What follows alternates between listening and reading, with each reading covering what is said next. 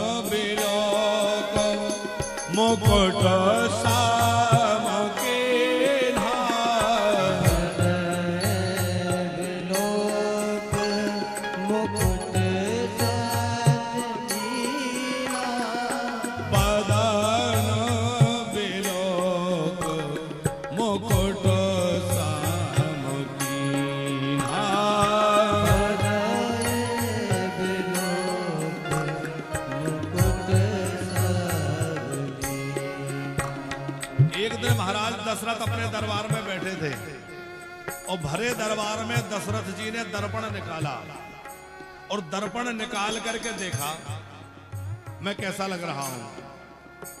अच्छा, आप लोगों से हम एक प्रश्न पूछ रहे हैं कि भरे दरबार में दर्पण देखना कोई अच्छी आदत है क्या?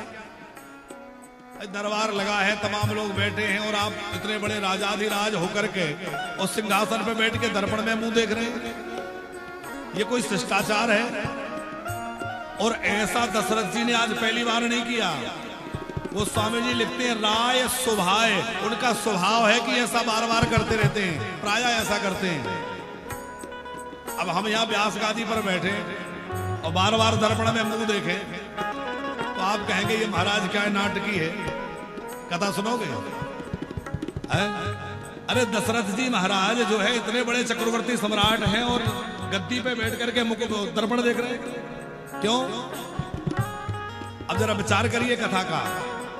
दर्पण देखने का मतलब है अपने आप को देखना कि मैं कैसा लग रहा हूं। और दशरथ जी विचारों के दर्पण में अपने को देखते हैं कि मेरा जीवन कैसा है। लोग मेरी जैसी प्रशंसा कर रहे हैं, मेरी जय जयकार हो रही है, सब लोग मेरी प्रशंसा के पुल बांध रहे हैं, पर मैं ये तो देखूं कि क्या मैं वैसा हूं। यह है दर्पण देखना, अपने आप का निरीक्षण करना, आत्मनिरीक्षण करना है दर्पण देखना। ये देखना, ये दशरथ जी का दर्पण देखना एक उपलक्षण है। वो ये देख रहे हैं कि जैसा मेरा जीवन होना चाहिए, मेरा जीवन वैसा है या नहीं है। तो जब उन्होंने आत्मनिरीक्षण किया तो क्या दिखाई दिया? मुकुट थोड़ा सा खसक गया है, यही देखा ना।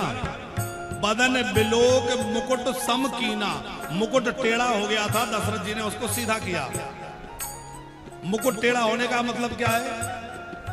देखो, मुकुट टेढ़ा होने का मतलब है कि ये राज सत्ता खसक रही है, सत्ता खसकना। समझ रहे हैं ना बात को? जो राज मुकुट ऊपर रखा है अब वो टेढ़ा हो गया है, इसका मतलब है वो सत्ता धीरे धीरे खसक रही है। और सत्ता खसकते नजर आई तो तुरंत दशरथ जी सावधान हो गए और निर्णय कर लिया कि अब ये राज सत्ता में राम के हाथों सौंप दूं। और राम को सिंहासन पर बैठाने का मतलब क्या है?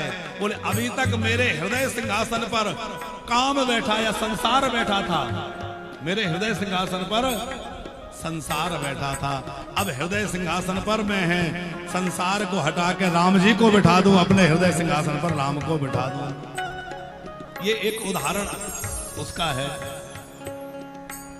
दशरथ जी महाराज ने विचार किया कि मैं राम को युवराज बना दूं, मतलब अपने हृदय सिंहासन पर राम जी को बिठा दूं। और हम भी विचार करें कि जब भी हमारा मुकुट खसकने लगे तो हम भी अपने राज सिंहासन पर, हृदय सिंहासन पर राम जी को बिठा दें। आप कहेंगे महाराज जी हम तो मुकुट लगाते ही नहीं, तो हमारा मुकुट कैसे खसकेगा? मुकुट खसकना एक उदाहरण है, उपलक्षण है। एक समय था जब हम ऑफिस से लौटते थे तो तुरंत टेबल पर पानी, चाय, सब घर में सब लोग व्यवस्थित हो जाएं। एक बार कोई बात कह दी जाए तो तुरंत मान ली जाए। और फिर एक समय आ गया कि 4 बार मांगने पर चाय मिल रही है, तो समझ लो मुकुट टेढ़ा हो गया है। ये मुकुट टेढ़ा होना है। मांगने पर पानी मिल रहा है, चाय मांगने पर रसोई घर में खड़बड़ बजने लगती है। और जहां उपेक्षा होने लगे, किसी बात के लिए 4 बार कहना पड़े, तो समझ लेना कि अब मुकुट टेढ़ा हो गया है, अब सत्ता खसक रही है।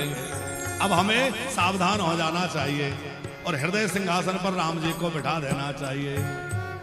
दशरथ जी ने क्या देखा कि कान के पास में बाल सफेद हो गए हैं। श्रवण समीप भय सित केसा। अच्छा, आपने कभी विचार किया है कि बुढ़ापे में बाल सफेद क्यों हो जाते हैं? किया कभी? एक संत बड़ा अच्छा कारण एक बतला रहे थे, देवलिया जी। ये बाल कहते हैं कि हम और तुम एक साथ आए, गर्भ से ही बाल आते हैं। बच्चे के सिर में बाल शुरू से ही रहते हैं। बाल कहते हैं कि हम पहले हम बाल थे, तुम भी बाल थे, अब तुम वृद्ध हो गए, हम अब भी बाल हैं। पर बात यह है कि हमने अपना रंग बदल लिया है। हम काले थे, सफेद हो गए, तुम भी अपना रंग बदल लो, काले कारनामे छोड़ दो और भगवान के भजन में लग जाओ। ये बाल उपदेश देते हैं। गलत रास्ता छोड़ दो, गलत काम छोड़ दो, दुनियादारी की बातें छोड़ दो। अब क्या करो? बोले अब भगवान के भजन में लग जाओ। पर हम क्या करते हैं? बाल सफेद हो जाए तो फिर काले कर लेते हैं। हो तन की चादर पुरानी, तन की चादर पुरानी, हुई बावरे, हुई बावरे। अब नया रंग चढ़ाने से क्या फायदा, क्या फायदा? तन की चादर पुरानी, नई बाबरी, हुई बावरी। अब नया रंग चढ़ाने से क्या फायदा, क्या फायदा? क्या फायदा, क्या फायदा?